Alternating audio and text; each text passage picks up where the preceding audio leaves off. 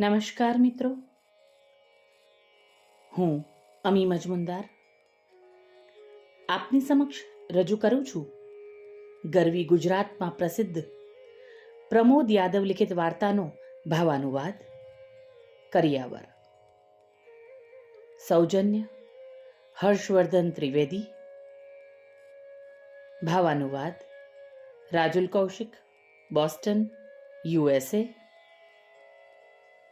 Video સંકલન કૌશિક શાહ.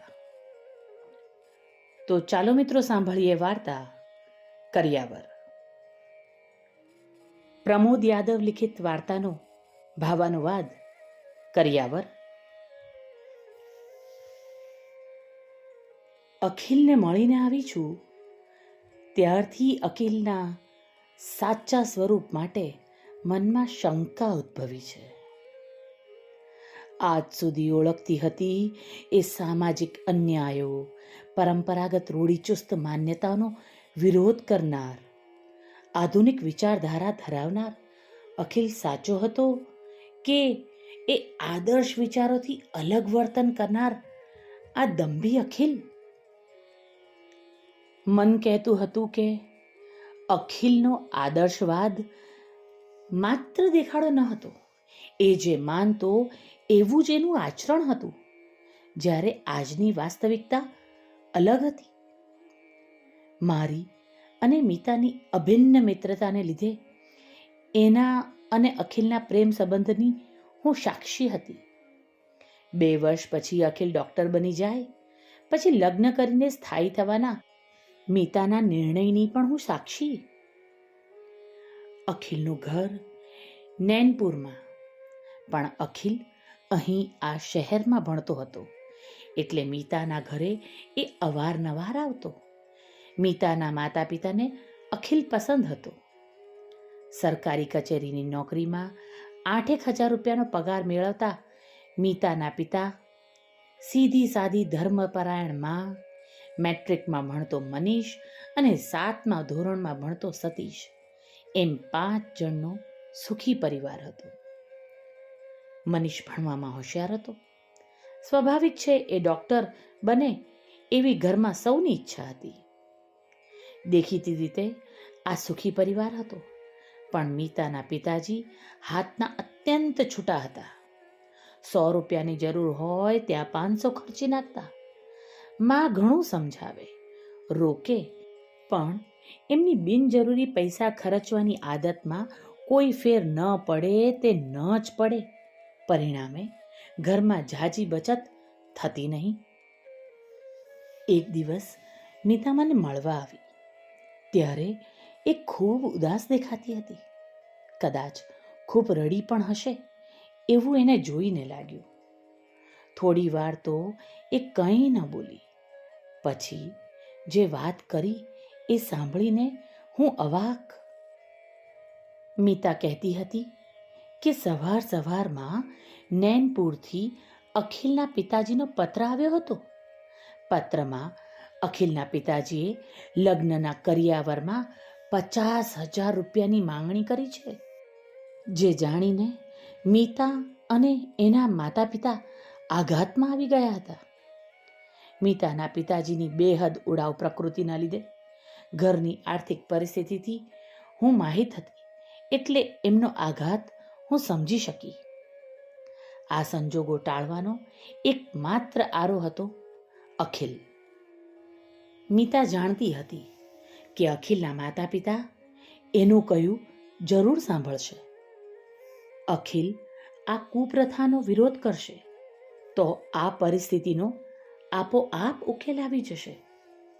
અખિલ સાથે આ અંગે વાત કરવામાં મીતા કે એના પિતાજીને ખચકાટ થાય એ વાત સમજી શકાય એવી હતી. મીતાએ અખિલ સાથે વાત કરવાની જવાબદારી મને સોંપી. અખિલને મળીને આ અંગે વાત કરી. સાંભળીને એ માત્ર હસ્યો. એનું હાસ્ય થોડું રહસ્યમય હતું. કરિયાવર જેવી કુપ્રથાનો સખત વિરોધ કરનાર અખિલ આ વખતે આટલું જ બોલ્યો કે એ એના પિતાના નિર્ણયની વિરુદ્ધ નહીં જાય. અખિલનું આ નવું સ્વરૂપ જોઈને કરિયાવર માટે એની મરજી મીતાને જણાવીશ તો એની પર શું વીતશે, એ વિચાર માત્રથી હું ઢીલી પડી ગઈ. ફરી એકવાર અખિલને એની સમાજ સુધારાની આદર્શવાદી વાતો ધ્યાન પર લઈને કરિયાવર ન લેવા અંગે એના પિતાજીને સમજાવવા વિનંતી કરી. અખિલ ક્ષણિકવાર ચૂપ રહ્યો. પછી પિતાજીના નિર્ણયમાં એ કોઈ હસ્તક્ષેપ નહીં કરે એમ કહ્યું ત્યારે તેનો દ્રઢ અવાજ સાંભળીને હું ઘા ખાઈ ગઈ. મીતાને અખિલના આ ઝક્કી વલણની, એના દંભી વિચારોની સામે લાલચી માનસની વાત કેવી રીતે કરીશ એ ભયે એક દિવસ પૂરતું એને મળવાનું ટાળ્યું. પણ લગ્નનો દિવસ નજીક આવતો હતો, એ કેવી રીતે ટાળું? અખિલ પરથી મારું મન અને માન ઉતરી ગયું. પણ મીતાનું મન રાખ્યા વગર ક્યાં ચાલે એમ હતું. મીતાને મળવા ગઈ ત્યારે ઘરમાં લગ્નને લઈને સૌના ચહેરા પર ઉલ્લાસની પાછળ ઉદાસીની છાયા દેખાતી હતી. અખિલના કરિયાવર અંગેના નિર્ણયની વાત સાંભળીને મીતા ખૂબ રડી. એના માતા પિતા પણ અત્યંત નિરાશ થયા. પણ દીકરીની ખુશી માટે મન મક્કમ કરી લીધું. મીતા અખિલને બેહદ પ્રેમ કરતી હતી. એ કોઈ સંજોગોમાં અખિલને છોડવા તૈયાર નહીં થાય એ પણ એ જાણતા હતા. વળી એમણે પણ અખિલને દીકરો માન્યો હતો. એટલે રૂપિયા કોઈ પરાયાને નહીં, દીકરાને જ મળશે એમ મન મનાવી લીધું. આશ્ચર્યની વાત તો એ હતી કે આ દિવસો દરમિયાન અખિલ મીતાના ઘરે પહેલાંની જેમ જ આવતો હતો. એની સાથે મારે કરિયાવર અંગે વાત થઈ છે એનો અણસાર સુદ્ધા એના વર્તનમાં ન હતો. લગ્નના દિવસે તો વળી એથી વધુ આશ્ચર્ય પમાડે એવી ઘટના બની. મીતાના પિતાજીએ જાનૈયા વચ્ચે બેઠેલા અખિલના પિતાજી પાસે જઈને ધીમેથી કંઈક વાત કરી. બંને ઘરની અંદર કરિયાવર પાથર્યો હતો એ રૂમમાં આવ્યા. કરિયાવરનો સામાન પેક કરવાનું પડતું મૂકીને હું બહાર જવા ઊભી થઈ. રૂમની બહાર નીકળતા જે વાત કાને પડી એ સાંભળ્યું ને હું સ્તબ્ધ. મીતાના પિતાજી અખિલના પિતાજીને પૂછતા હતા કે દહેજના 50,000 રૂપિયા એ સૌની હાજરીમાં લેશે કે ઘરમેળે વ્યવહાર બતાવશે. સવાલ સાંભળીને અખિલના પિતાજી ખડખડાટ હસી પડ્યા.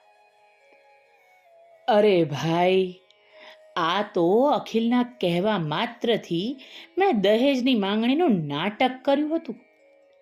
અખિલે તમારી નિરર્થક પૈસા ખર્ચવાની આદત રોકાય એ માટે મારી પાસે પત્ર લખાવ્યો હતો. બાકી નથી મને પૈસાનો મોહ કે નથી અખિલને પૈસાનો લોભ. પણ દહેજના નામે મેં જે રકમ એકઠી કરી છે, મેં અને અખિલે એ રકમનું શું કરવું એ વિચારી લીધું છે. તમારે મનીષને ડૉક્ટર બનાવવો છે ને, એ રકમ એના ભણતર પાછળ વાપરવાની છે. આટલું સાંભળ્યા પછી આગળ કશું સાંભળવાની મારી ધીરજ જ ક્યાં હતી. એ ક્ષણે મને અખિલનું રહસ્યમય સ્મિત યાદ આવ્યું. અસ્તુ. ભાવાનુવાદ રાજુલ કૌશિક, બોસ્ટન, USA.